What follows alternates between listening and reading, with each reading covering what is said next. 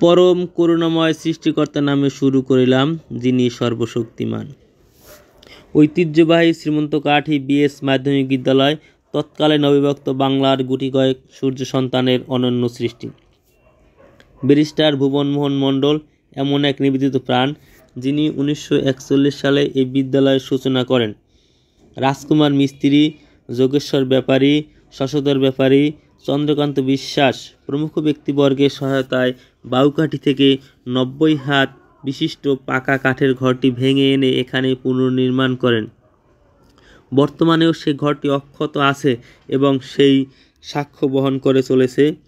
1941 সালে পাশাপাশি 20 গ্রামের আপামর জনগণের সর্বাত্মক সহযোগিতার অনন্য সৃষ্টি এই বিদ্যালয়টি।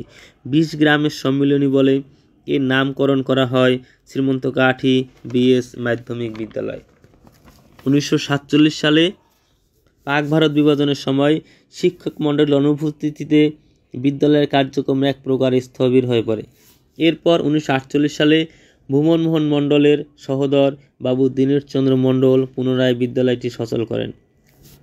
7 থেকে 8 জন শিক্ষক এবং বেশ কিছু ছাত্রদের নিজ বাড়িতে যথাযোগ্য মর্যাদায় থাকা এবং খাওয়ার ব্যবস্থা করেন।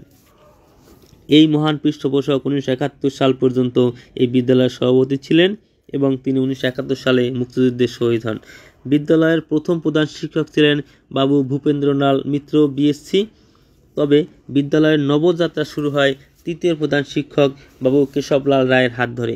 এই সময় বাবু সুরেন্দ্রনাথ রায়, পরেশচন্দ্র বিশ্বাস, সুকুমার চন্দ্র তালুকদার, জিতেন্দ্রনাথ মজুমদার, মনোরঞ্জন ডাকুয়া অত্র প্রতিষ্ঠানের আলোকবর্তী হিসেবে নিয়োজিত ছিলেন এবং বিদ্যালয়ের সর্বাত্মক উন্নতির জন্য কঠোর কাজ করেছেন।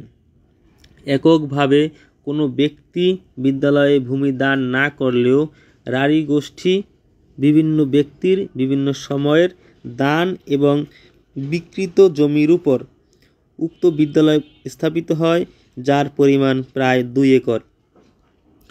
উল্লেখিত বিবৃতির কোনো লিখিত বা দালিলিক প্রমাণ না থাকায় সঠিক প্রতিষ্ঠাতা এবং ভূমিদাতার নাম আজও বিদ্যালয়ের স্মৃতিফলকে লিখিত হয়নি।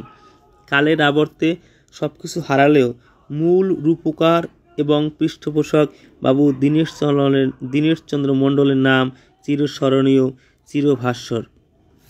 এখানে যে শহীদ মিনারটি দেখা গেল, এই শহীদ মিনারটি এখানে পূর্বে ছিল না। এটি ছিল স্কুলের মাঠের দক্ষিণ প্রান্তে, যা পুনর্নির্মাণ করা হয়েছে এখানে। এই পুনর্নির্মাণে অর্থায়ন করেছেন অত্র বিদ্যালয়ের সাবেক শিক্ষার্থী, সাবেক ইউপি সদস্য বাবু পলাশচন্দ্র মণ্ডল, পার্থপ্রতিম চক্রবর্তী, সুজন রায়, শঙ্কর হাওলাদার, সুব্রত বড়াল, সুমন মণ্ডল, রতন দেবনাথ। অত্র বিদ্যালয়টির একাডেমিক ভবন প্রতিষ্ঠিত হয় 2000 সালে। বিদ্যালয়টি প্রতিষ্ঠার 83 বছর অতিবাহিত করলেও পূর্ণ পাকা একাডেমিক ভবন আজও পায়নি। এখানে বিদ্যালয়ের বড় একটি অংশ আজও কাঠের, সেই পুরাতন কাঠের ঘরটি এখনও বিদ্যমান।